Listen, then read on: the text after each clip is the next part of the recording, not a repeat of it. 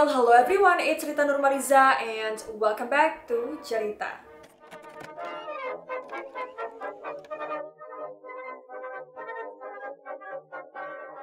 Lahir pada 5 September 1638, Louis adalah seorang raja Prancis yang dinobatkan pada 14 Mei 1643 saat usianya masih balita. Dia memerintah Prancis selama 72 tahun dan mampu memperluas kekuasaan Prancis di era itu. Layaknya kehidupan seorang raja pada era tersebut yang dihiasi drama dan juga tragedi, begitu juga dengan dirinya. Dan di video kali ini aku akan membahas beberapa fakta tentang Raja Prancis yang satu ini. So buat kalian yang penasaran, make sure to keep on watching.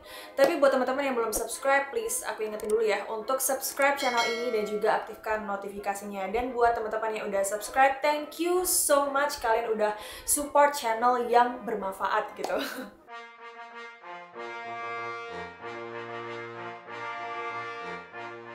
Yang pertama, raja terlama yang memimpin Prancis. Lahir pada 1638, Louis ke-14 ini menjadi raja ketika dia berusia 4 tahun setelah ayahnya meninggal, yaitu Louis ke-13. Dan dia tetap di atas tahta selama 72 tahun, teman-teman. Nah, hal ini tuh membuktikan bahwa dia adalah seorang raja yang paling lama memerintah dalam sejarah, bahkan di seluruh Eropa.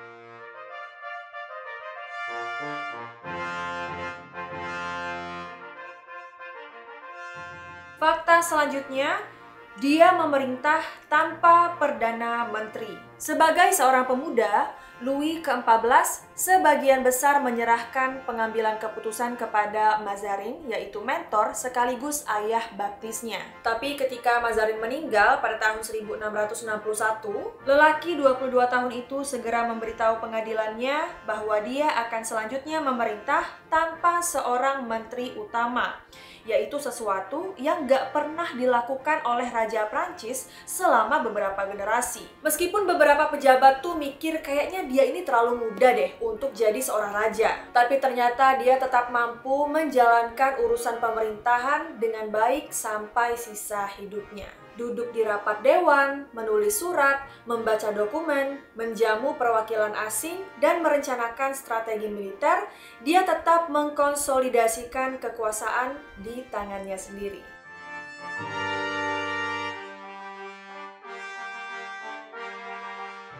Yang ketiga, Louis menganggap dirinya sebagai wakil Tuhan di bumi. Meskipun Louis ke-14 tidak menciptakan doktrin hak ilahi raja-raja yang menyatakan bahwa para raja memperoleh otoritas mereka dari Tuhan dan karenanya berhak untuk memiliki kekuasaan absolut.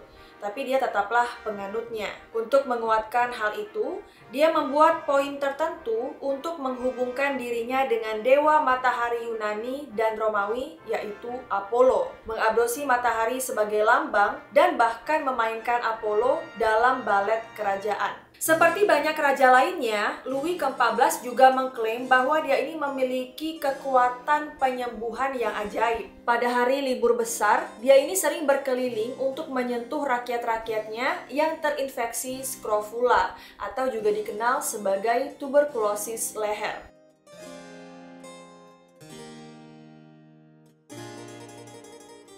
Fakta yang keempat, dia memiliki wanita lainnya selain sang ratu. Pada tahun 1660, Louis ke-14 menikahi Mary Therese, yaitu putri Raja Spanyol.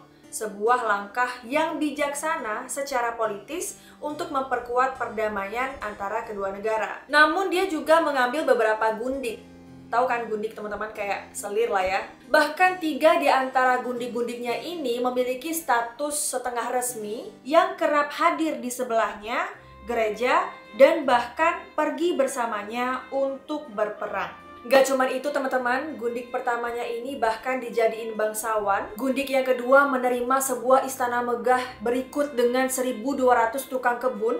Gila, itu sebesar apa istananya ya sampai butuh 1.200 tukang kebun. Dan bahkan gundiknya yang ketiga menikahi Louis ke-14 dalam sebuah upacara rahasia setelah kematian sang ratu. Nah, karena Louis ke-14 ini punya beberapa gundik, jadi dia juga punya banyak banget anak-anak yang tidak sah. Namun mereka semua diberikan pendidikan yang layak dan bahkan dianggap sebagai anggota keluarga kerajaan.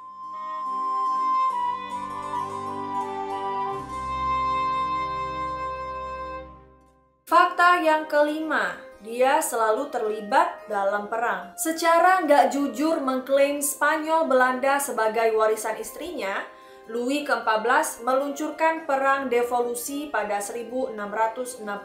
Dia ini memerintah Prancis selama 72 tahun dan mampu memperluas kerajaan Prancis pada era itu. Invasi ini bersama dengan Perang Belanda dan Perang Reuni, di mana dia berhasil menjaring sejumlah wilayah baru yang tetap menjadi bagian dari Prancis hingga hari ini. Namun dalam memperluas perbatasannya secara agresif, dia membuat permusuhan dari banyak negara Eropa lainnya yang bersatu dalam sebuah aliansi besar melawannya selama 2 konflik berikutnya, yaitu Perang 9 Tahun dan Perang Suksesi Spanyol. Dengan banyaknya nyawa yang hilang, penyakit dan kelaparan yang merajalela, juga ekonomi amburadul dan pajak yang sangat tinggi, Louis ke-14 memiliki perubahan hati di akhir hidupnya. Jangan ikuti contoh buruk yang telah aku tetapkan untukmu, kata Louis yang sekarat kepada pewarisnya. Saya sering berperang terlalu ringan dan mempertahankannya demi kesombongan.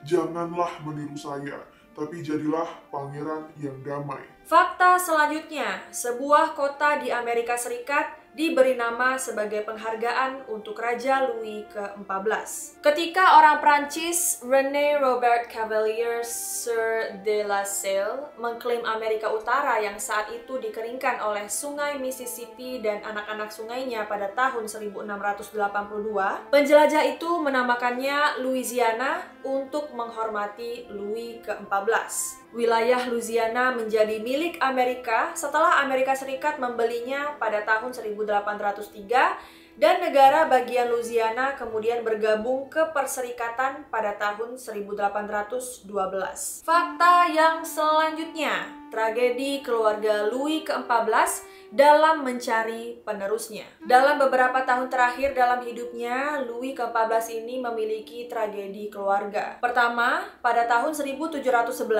putra tertuanya dan sekaligus pewaris tahtanya meninggal karena penyakit cacar. Kemudian, pada tahun berikutnya, penyakit campak merenggut nyawa seorang cucu dan cicit, serta cicit perempuan tercinta. Namun 2 cucunya masih hidup. Tapi kemudian 1 meninggal setelah kecelakaan berburu pada tahun 1714.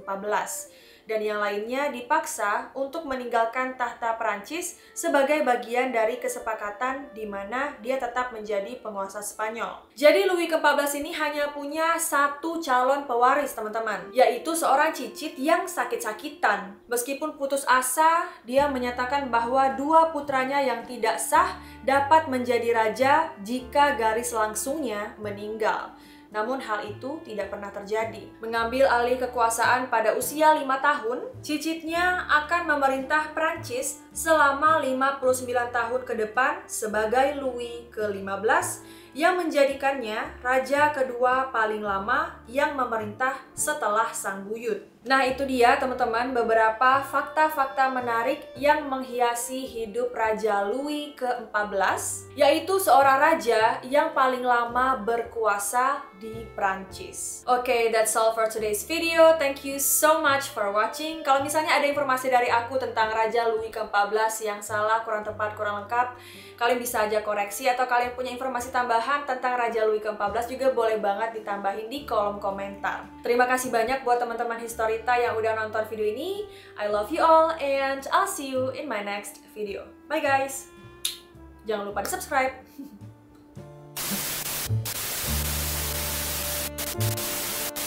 Dia ini memerintah Prancis selama 72 tahun dan mampu memperluas kerajaan Prancis pada era itu. Lahir pada yaitu seorang lama yang yaitu